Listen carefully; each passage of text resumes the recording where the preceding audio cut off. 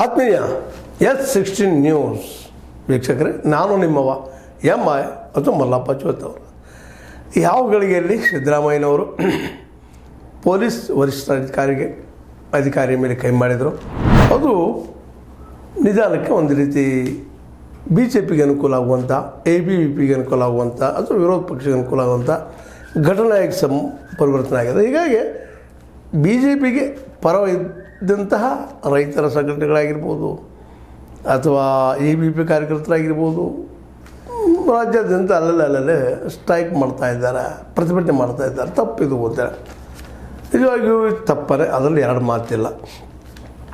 ಆದರೆ ಒಂದು ಸಭೆಯಲ್ಲಿ ಅತಿಯಾದಂಥ ವಿರೋಧ ಮಾಡೋದು, ಜನಾಕ್ರೋಶ ತೋರಿಸಿದಂಗೆ ಈ ಕಾರ್ಯಕರ್ತರು, BJP ಕಾರ್ಯಕರ್ತರು ಹೋಗಿ ಸರ್ಕಾರದ ವಿರುದ್ಧ ಘೋಷಣೆ ಕೂಗುವಂಥದ್ದು, ಇವೆಲ್ಲ ಮಾಡಿದಾಗ ಸಹಜವಾಗಿ ಯಾರಿಗಾದರೂ ಒಂದು ರೀತಿ ಏನು ಮಾನಸಿಕ ಸಮತೋಲನ ಕಳೆದು ಹೋಗುವಂಥದ್ದು ಸಾಧ್ಯದ ಇಲ್ಲ ಅಂತಲ್ಲ, ಯಾರಿಗಾದರೂ ಆಗ್ಬೋದು.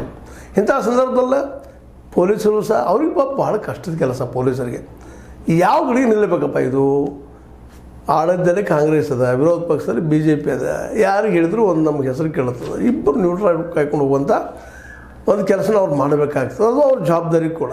ಆದರೂ ಮುಖ್ಯವಾಗಿ ಒಂದು ಆಡಳಿತಾರೂಢ ಪಕ್ಷದ ಪರವಾಗಿ ಯಾವುದೇ ಪೊಲೀಸರಾದರೂ ಒಂದಿಷ್ಟು ಕೆಲಸ ಮಾಡ್ತಾರೆ ಅನ್ನೋದು ನಾವು ನೋಡ್ತಾ ಬಂದಿದ್ವಿ. ಬಟ್ ಇಲ್ಲೇ ಯಾಕೋ ಏನೋ ನಮ್ಮ ಪೊಲೀಸ್ ವರಿಷ್ಠಾಧಿಕಾರಿ ನಾರಾಯಣ್ ಭರಮಣಿಯವರು ಒಂದಿಷ್ಟೇನೋ BJP ಕಾರ್ಯಕರ್ತರಿಗೆ ಒಂದಿಷ್ಟು ಅನುಕೂಲ ಮಾಡಿದರು, ಅಥವಾ ಒಂದು ಅವರು ಘೋಷಣೆಗಳು ಕೂದಲು ಅನುಕೂಲ ಮಾಡಿದರು, ಅದು ಅವ್ರು ತಗೊಂಡಿದ್ದವರು ವಿಫಲರಾದರು. ಅದೆಲ್ಲ ನೆಲಗಟ್ಟಿನಲ್ಲೇ ಸಿದ್ದರಾಮಯ್ಯರು ಒಂದು ಸ್ವಲ್ಪ ರೋಷ ಬಂದು ಅಥವಾ ಸಿಟ್ಟು ಬಂದು ಕೈ ಎತ್ತಿದ್ದು ಈಗಾಗಲೇ ಚರ್ಚಾ ವಿಷಯ ಆಗಿದೆ.